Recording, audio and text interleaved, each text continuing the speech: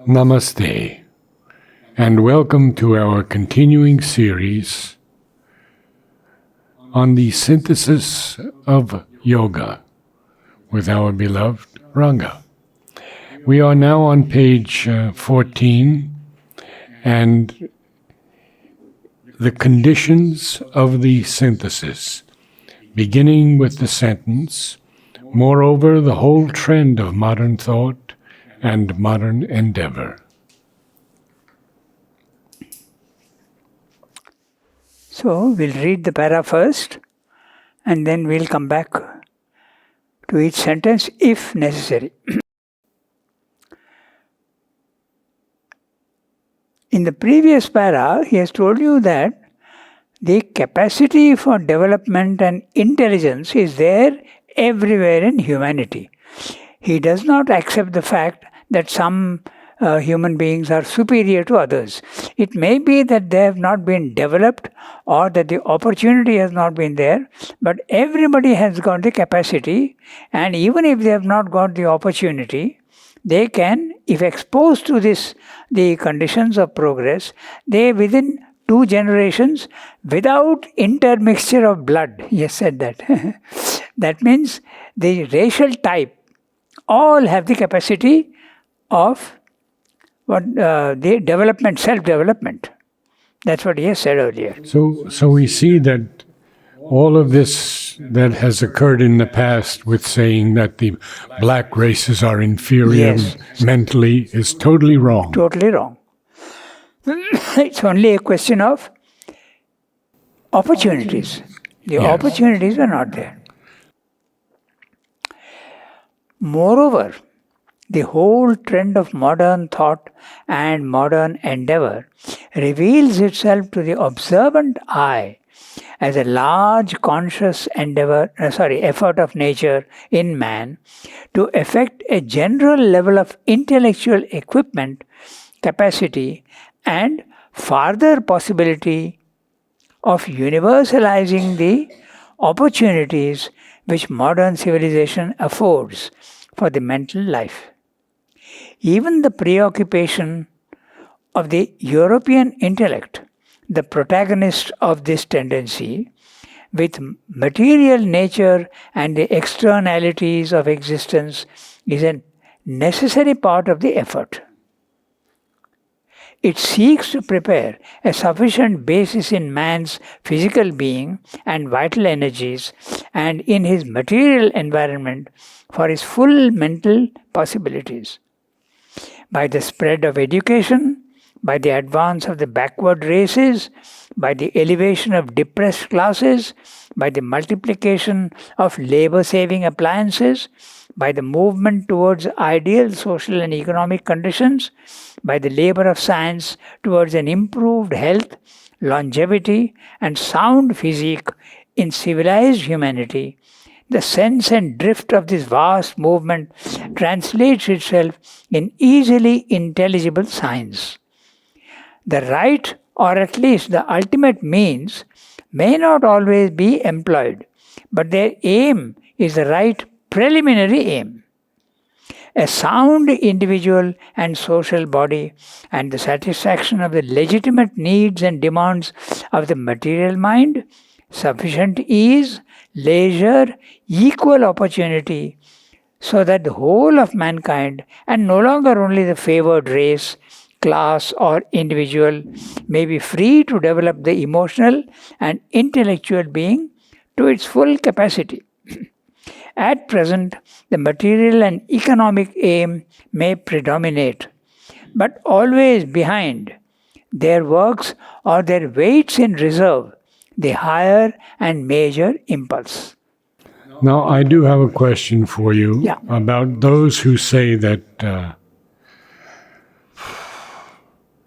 that many human beings are in their earliest births, first or second birth. Yes. Then where does that fit into this picture? It's a gradation, because reincarnation starts even from the lowest biological unit. Yes. So, a unicellular creature also has a divine presence in it. And as soon as it gets an opportunity to go into a higher biological form, it's the consciousness that migrates from there. We must be very clear that the evolution is not of biological forms. The evolution is of a consciousness occupying higher and higher biological forms. So, if you have a small insect, the divine element is there in it. So, as soon as that maybe caterpillar or worm gets the opportunity of going into a slightly more developed biological form, let's say a mouse or something, it will migrate. It seeks to progress and it needs a base. And the base is the body. So it migrates into a higher form of biological system. The worm has got only one sense. A mouse has got several senses. So it's at a higher level. So it migrates. So when that is happening, the animal also, like cats and dogs, they can take a human birth. So, but when they come into the human birth, their development is almost like that of an animal. So, you get the phenomena of not a very intelligent person, or he may be even a mongoloid. Yeah, you mongoloid. mentioned. Yes, Or yes. they even, this is not a phrase, it's a technical term, congenital undeveloped person. Okay? He is not capable. So these things can happen. So there may be first birth or second birth, but there also, even in the Tantra says that to come to a developed human body, a human level, you must have gone through about 1 lakh lives. Lakh means 100,000 Whoa. lives. So after that starts the spiritual evolution. Excellent. So Thank it's you. a slow gradation from yes, the very clear. lowest of biological forms to higher biological forms to finally cats and dogs, and many animals are very sensitive. Okay, cows, horses, they do react to love and affection. They do react.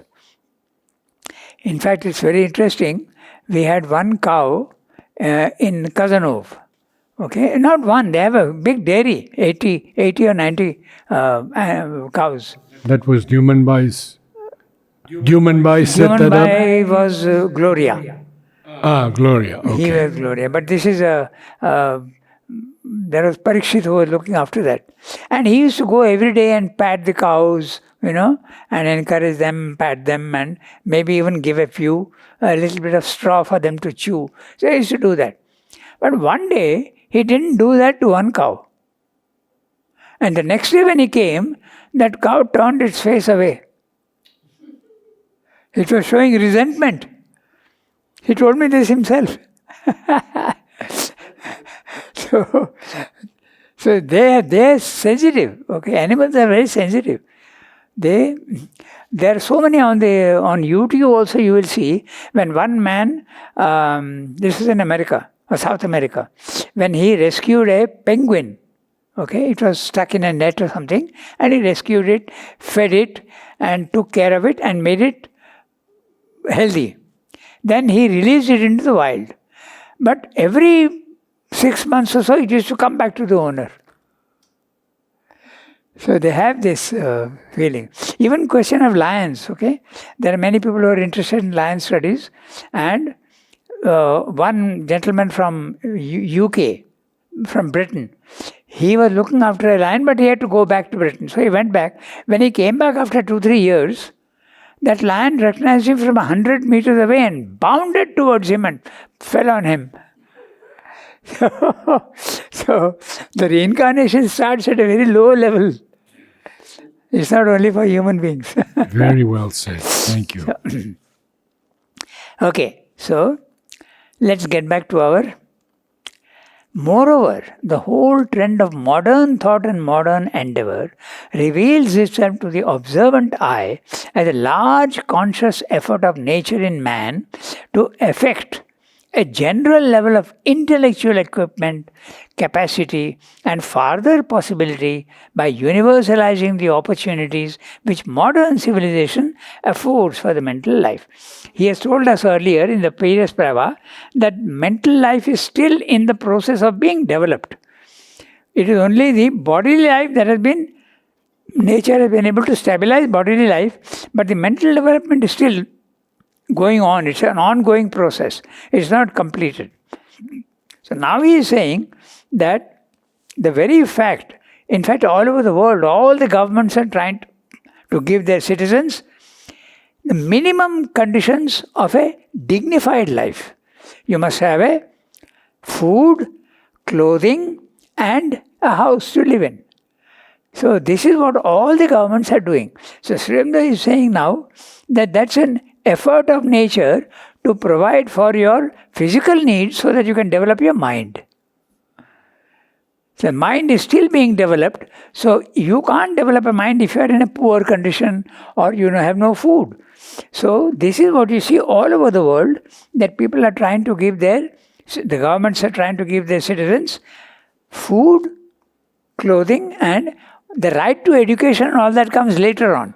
And now, in fact, the right to education also is becoming a fundamental right. So in India, they are trying to do that. The right to education has come, but the conditions are not ideal for that. But anyway, this is an attempt. So that's what Sri Aurobindo is saying. Once you have this facility, then you can develop your mind fully.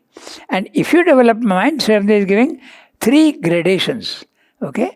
He is saying, effort of nature in man to affect a general level of intellectual equipment, capacity, and further possibility by universalizing the opportunities which modern civilization affords for the mental life.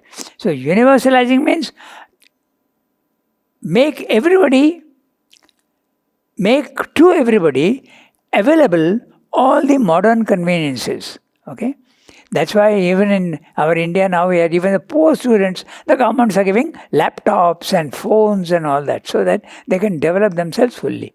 What does Sri Aurobindo mean by intellectual equipment? Yes, that's interesting. No? So that's what I was saying, that there are 3.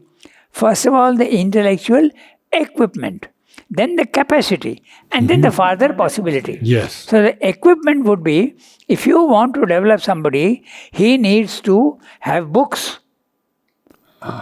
That's the equipment. He needs to have a school. He needs to have a pencil and a pen. So that's the equipment. Very clearly, that's what he means. And once you have these things, you can develop your capacity. So the physical needs are met, now you can develop your capacity. But then you can go beyond your capacity. That's why he's saying further possibility. So very clearly, equipment is first to provide him the necessary physical things so that he can start his education. Then capacity. Now once he has the books and he knows how to read and he is educated, he can develop himself, his capacity. But he can go beyond his capacity, further possibility. What is that? The spiritual life. So he's giving you the clear gradation. First of all, give everybody food, clothing, housing. Then give them an education. That's the opportunities. Then after that, you can develop your capacity. Then further possibility is spiritual life. Very clear. Okay? And how do you do that? By universalizing the opportunities. What are the opportunities? Poor people in the villages don't have books, okay? Don't have transport facilities to come to the town. So all these things have to be provided. Universalizing the opportunities which modern civilization affords. A phone, a computer, a laptop, okay? Books. This is what he's saying. Samna is very practical. Na? So, modern civilization affords for the mental life. Even the preoccupation of the European intellect, the protagonist of this tendency, in other words, material progress.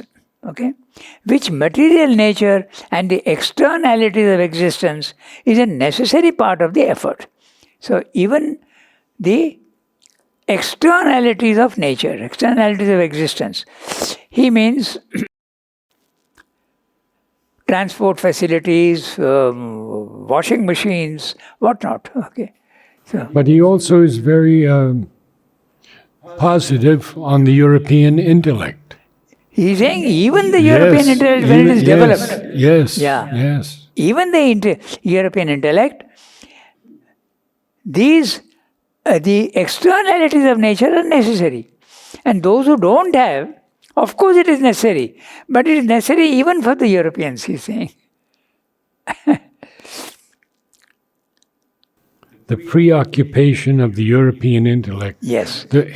who is the protagonist Yeah. of this The tendency. preoccupation of the European intellect is progress, intellectual Yes, progress. yes. But for them also, the material needs have to be met. That's what is meaning. Material nature of existence is a necessary part of the effort. Okay?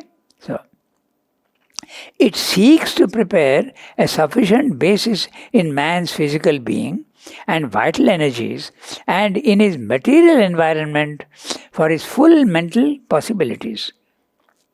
Now, Swamdeva is listing what are the equipment and what are the needs, what are the capacities to develop. By the spread of education, everybody should get the opportunity of being educated. Okay? By the advance of the backward races. Now, these backward races in India, we have the sheaths who have been neglected in Indian society. Unfortunately, it's a fact. So they have to be given the right opportunities.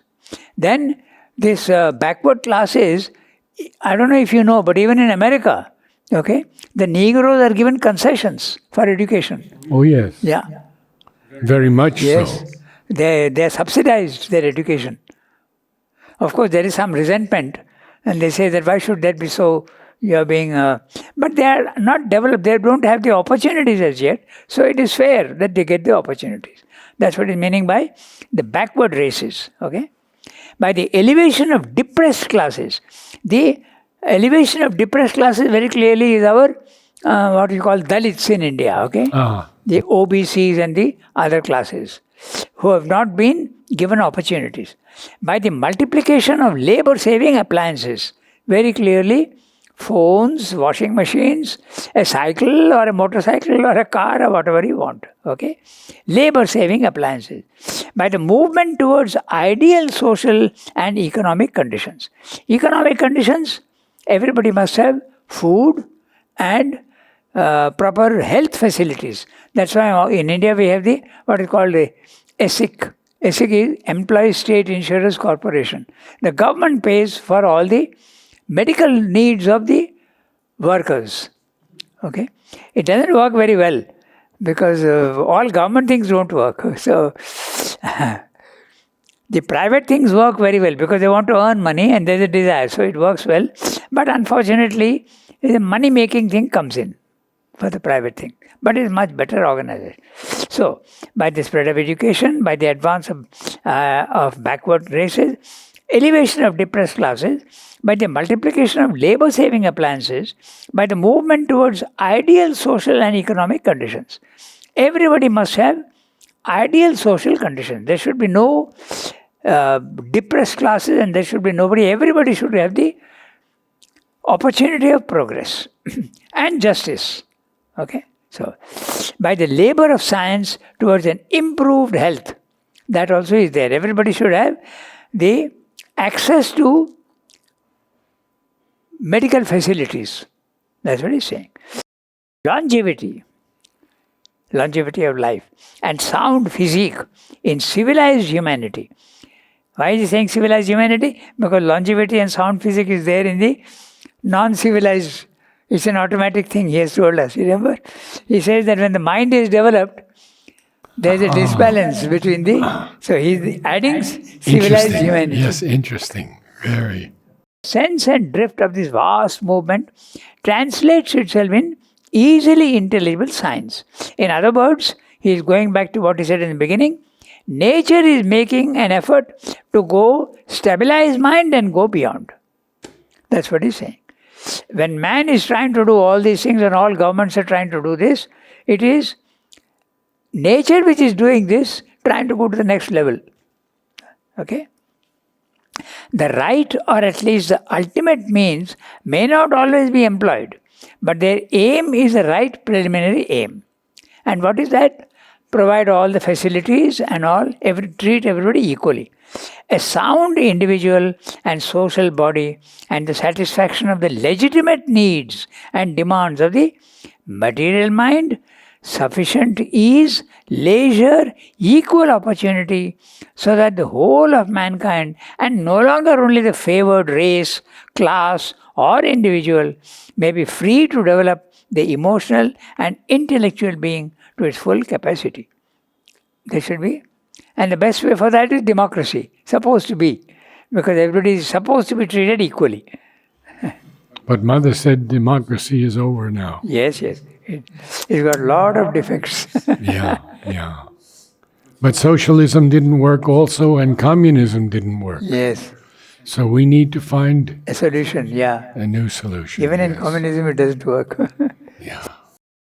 At present, the material and economic aim may predominate, but always behind there works or there waits in reserve the higher and major impulse. So, if you are at a physical vital level, the major impulse is mental development. If you are at a mental development, nature is trying to make you go beyond the mental development into a higher and major impulse. The major impulse is certainly spiritual development. Okay? We go to the next one? Yes. And when the preliminary conditions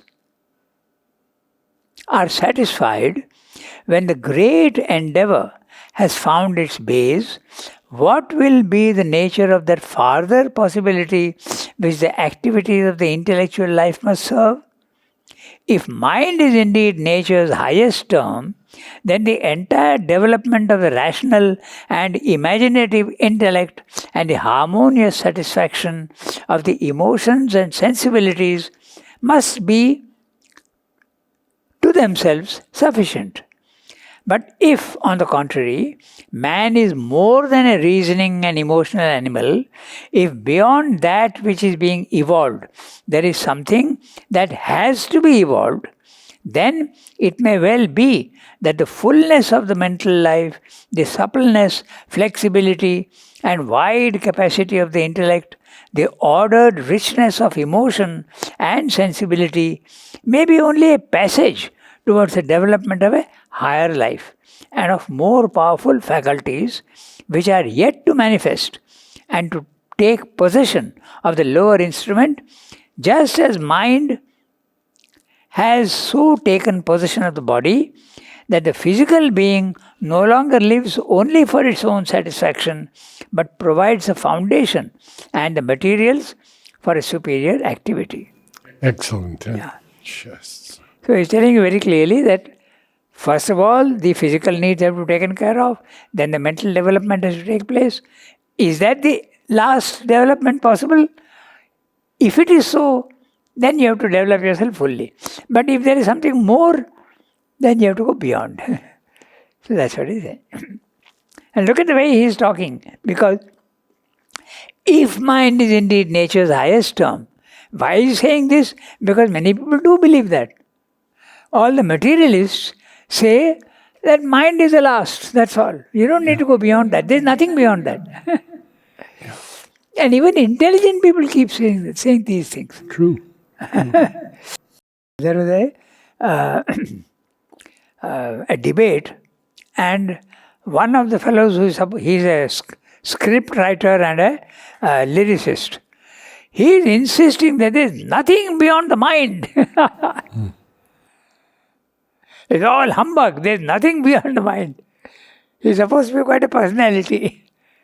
That's why I'm saying, if mind is indeed nature's highest term, then the entire development of the rational and imaginative intellect and the harmonious satisfaction of the emotions and sensibilities must be to themselves sufficient. But if, on the contrary, man is more than a reasoning and emotional animal, so I'm using the word animal, Yes. but he is a reasoning and emotional animal. If beyond that, which is being evolved, so which is the being evolved? Mind. So if there's something beyond mind, there is something that has to be evolved, then it may well be that the fullness of the mental life, the suppleness, flexibility, and wide capacity of the intellect, the ordered richness of emotion and sensibility, may only be a passage towards the development of a higher life and of more powerful faculties, which are yet to manifest.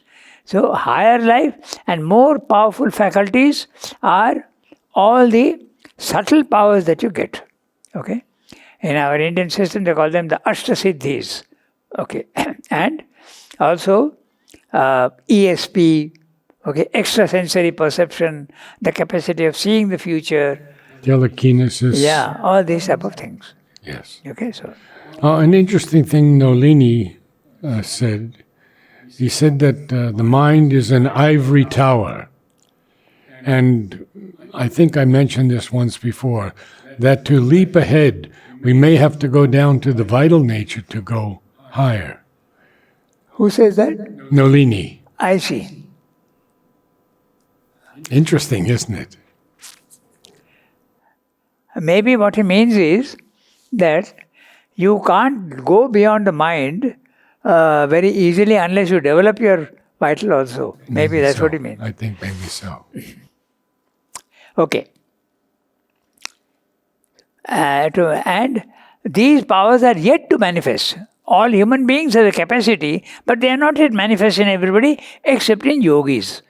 And to take possession of the lower instrument, just as mind itself has so taken possession of the body. We'll discuss this a little bit. So he's saying, when the mind gets fully developed, it takes care of the body.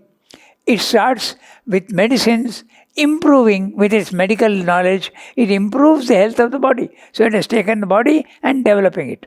By even gymnastics is doing that. It is taking care of the body. Okay, the mind invents things, games, athletics, whatnot. It's the mind that introduces all these things. When the Russian gymnasts came and Mother saw them, she said they were perfect. Yes. If they only had something of the spiritual. Yes.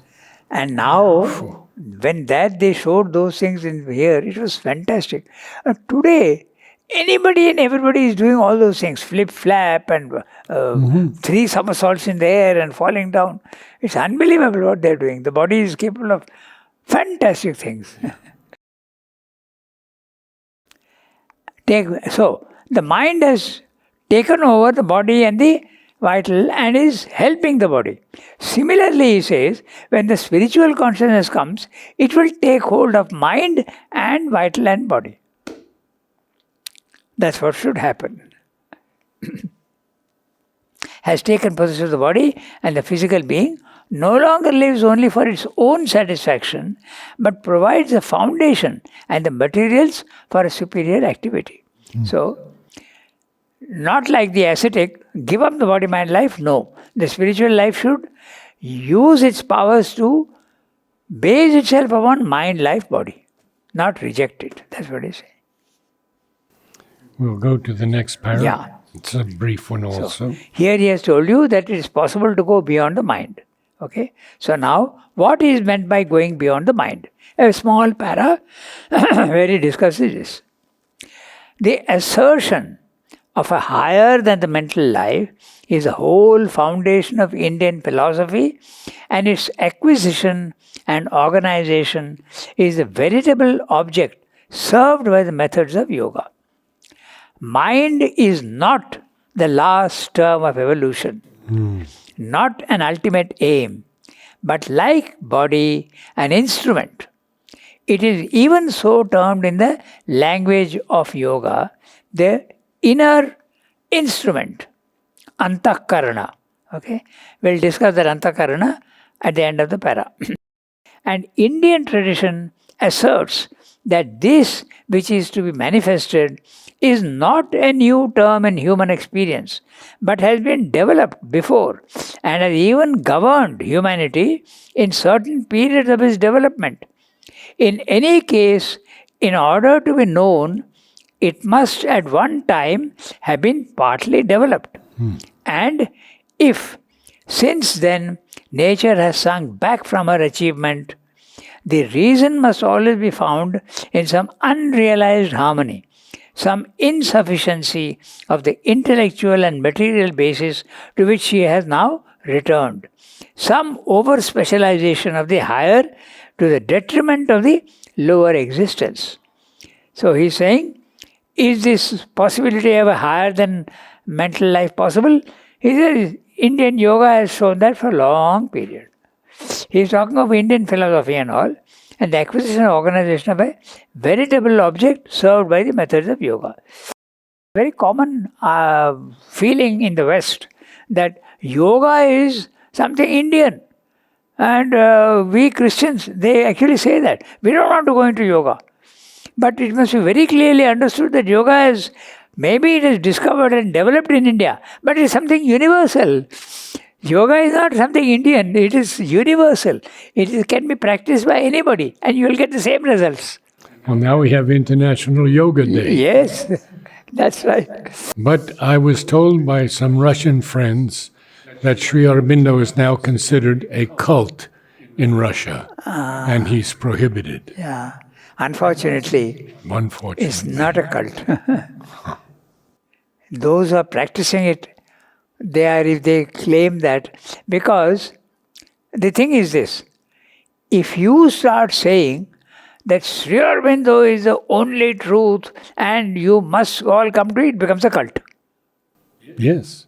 But you should never do that. Exactly. He is someone with whom you can take advantage of his teachings and all, pray to him, but don't say that the others are wrong if they don't come to Sri Aurobindo. The moment you do that, it becomes a cult and a religion. That's the problem. In fact, Sri Aurobindo himself says that you should not limit yourself to any one teaching. In Synthesis also he'll say that. Okay? Never limit yourself to any one thing. So,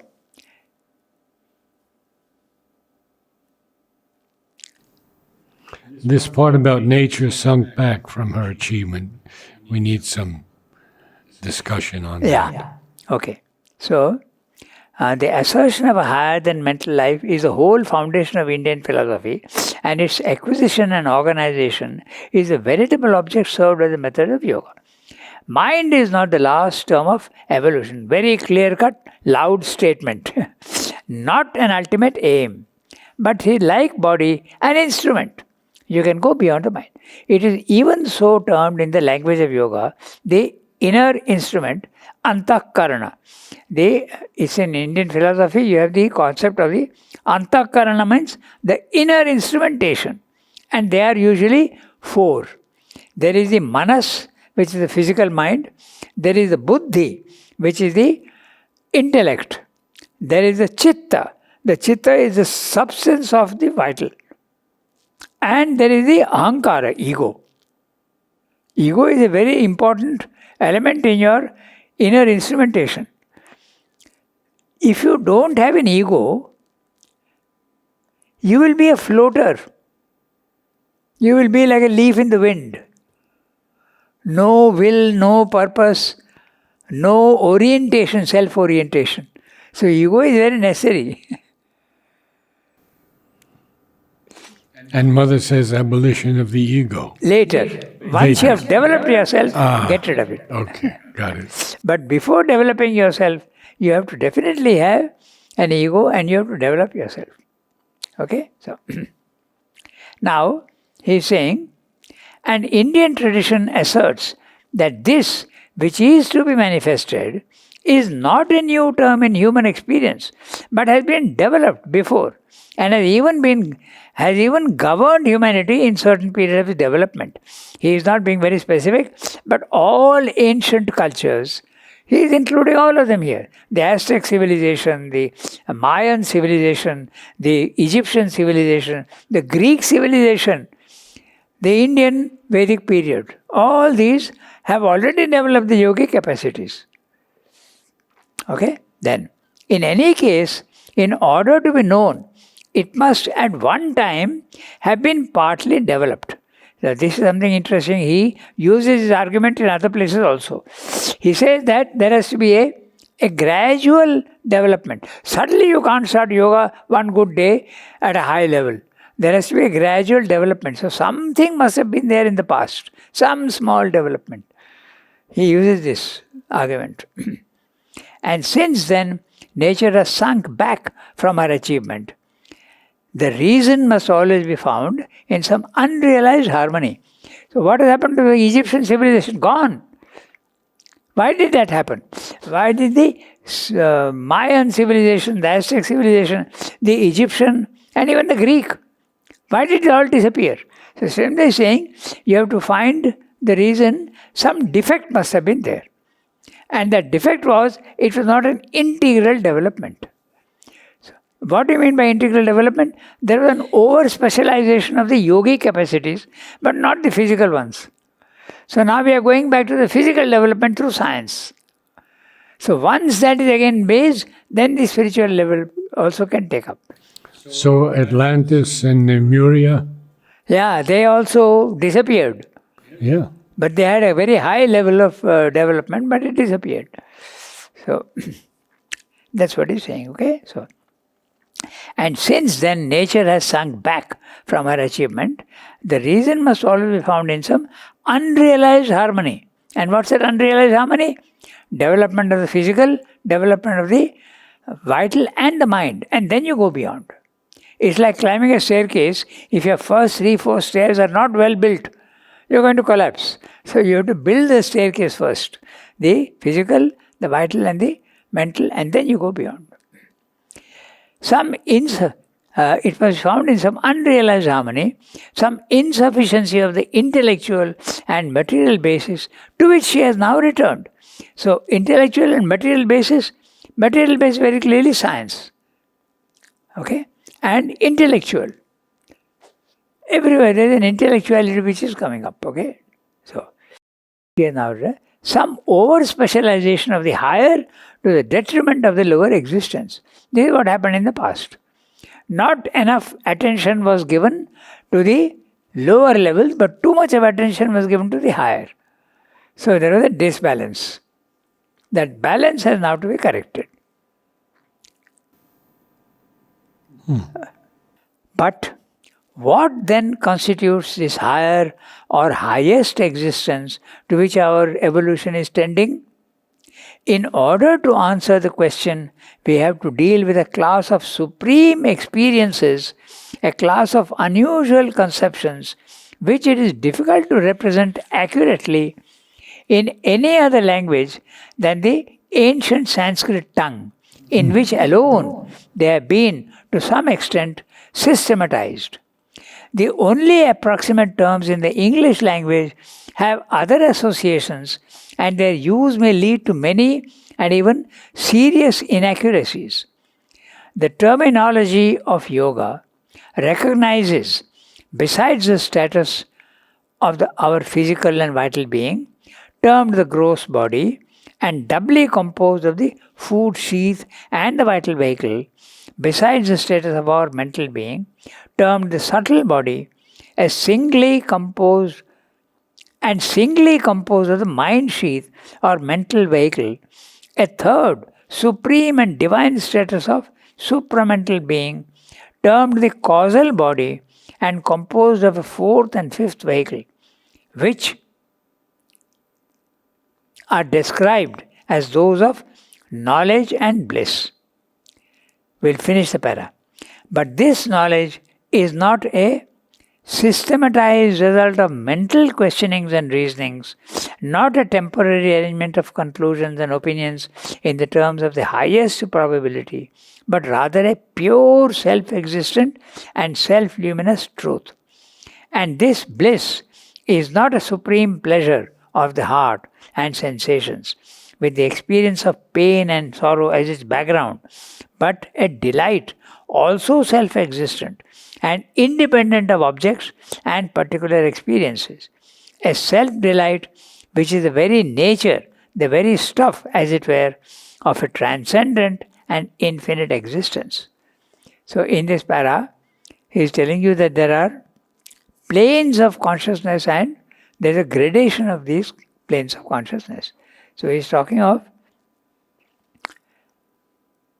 Annamaya Kosha, the physical sheath, then the vital sheath, then the mental sheath, and then the knowledge sheath and the bliss sheath. These are the 5 planes of consciousness which are there. Okay, so he is talking of that's what he is saying. We'll read the terms that he has used. Okay, first of all, recognize the terminology of yoga recognizes, besides the status of our physical and vital being, termed the gross body. So our gross body is the physical vital being. A body, a living body. It's got matter and it's got prana in it, energy. The status of our physical matter termed the gross body and doubly composed of the food sheath and vital vehicle. The food sheath is the Annamaya Kosha because it is built with food. And all food is matter. All matter is not food, but all food is matter. And you have developed yourself only with food. So the body has grown with food. So that's the food sheath they call it, Annamaya Kosha. And the vital vehicle, Pranamaya Kosha. Okay? Prana is the energy, the vital vehicle. And now it's interesting, why is Sri calling it a vehicle? It's very interesting. Because if the prana is not there, no movement is possible. So it's a vehicle. So, a third, supreme and a divine status of supramental being termed the causal body. Okay? So there is the physical, there is the causal body has got 4th and 5th, he's saying. Okay? Composed of a 4th and a 5th vehicle. And there's a footnote there explaining to you the Vijnana Kosha and Ananda Kosha. So, the 5 planes of consciousness are lowest level, matter. Then prana. Prana is the energy level, the vital. Then you have the mind. Then you have the Vijnana, above the mind. And then finally, the Anandamaya Kosha, the bliss self. He has divided here into 5, but you can divide into 7, you can divide into 3, you can divide into the gross world, the subtle world and the causal world. But you can also divide it into 5 as they have done here, or they often speak of it also as ether, air, fire, water, earth. Or Sri Aurobindo follows the Vedic pattern, 7 planes of consciousness. Mother says there are even 12, 13. In fact, Sri Aurobindo himself says in Life Divine, there are infinite number of planes. Every inch that you go up, character changes. So you can settle your consciousness at any one level. Because it's not like a staircase. It's more like a ramp. That's the thing. Okay? So, then he has told you about the 5 levels of consciousness, the 5 levels of existence. Okay? But he is also describing here this bliss. So we'll have a look at that. Okay? The Vijnanamaya Kosha, he is talking of rather a pure self-existent and self-luminous truth. Note the word self-existent. It does not depend on anything else. It exists by itself. It is independent existence. And self-luminous truth. Self-luminous. It has got its own light. At our level, if we want to understand something, any truth, we have to throw light on it. Without light, we can't know the thing. But there, it is illuminating itself. This is what he says also in the the illumined mind and the intuitive mind. In the illumined mind, light comes in and throws and illuminates a particular place. You come to know it. But in the intuitive mind, the object reveals itself by its own light to you. That's the intuitive mind. The illumined mind, light comes into your mind and you know things. But in the intuitive plane, which is 1 degree higher, the object itself reveals itself to you. There is no light thrown on it. That's what he says. And then he is talking of the bliss. And this bliss is not a supreme pleasure of the heart and sensations with the experience of pain and sorrow as a background. All our pleasure is always accompanied by pain. So if you have pleasure, you will have pain. Because you are not capable of enjoying everything. Some things are pleasurable, some things are not pleasurable. But the moment you are in a consciousness where everything becomes pleasurable, that is self-existent bliss. Not pleasure. Okay? But a delight of self-existent and independent of objects. Because all our pleasure is always depending on some object.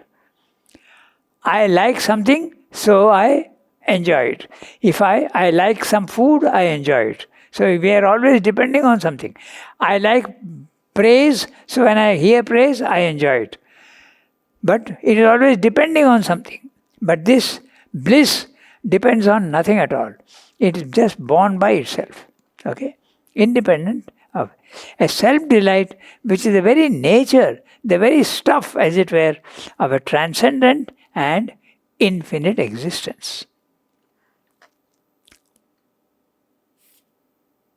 So, he has told you, first of all, he says, is mind the only last stage of development for man? Then he says, no, because the past has revealed that yoga is possible and you can go beyond the mind. So now, he says, what is that which is beyond the mind? He has told you there are 5 planes of consciousness. Then he has told you the nature of the 2 planes which are above the mind. Knowledge self and bliss self. Okay? Now he is saying, now he is discussing what these planes are and is it really so or is it imagination? So we'll read that para. Do such psychological conceptions correspond to anything real and possible? All yoga asserts them as its ultimate experience and supreme aim. They form the governing principles of our highest possible state of consciousness, our widest possible range of existence. There is, we say, a harmony of supreme faculties corresponding roughly to the psychological faculties of revelation, inspiration, intuition, yet acting not in the intuitive reason or the divine mind, but on a still higher plane, which see truth directly face to face, or rather live in the truth of things, both universal and transcendent, and are its formulation and luminous activity. And these faculties are the light of a conscious existence, superseding the egoistic and itself both cosmic and transcendent, the nature of which is bliss. These are obviously divine, and as man is at present apparently constituted, superhuman states of consciousness and activity. A trinity of transcendent existence, self-awareness and self-delight is indeed the metaphysical description of the Supreme Atman, the self-formulation to our awakened knowledge of the unknowable, whether conceived as a pure impersonality or a cosmic personality, manifesting the universe. But in yoga, they are regarded also in their psychological aspects as states of subjective existence to which our waking consciousness is now alien, but which dwell in us in a superconscious plane, and to which therefore we may always ascend. So, he is telling you here that there are these planes of consciousness, and the highest revelation, inspiration, intuition. This is the supramental plane of consciousness.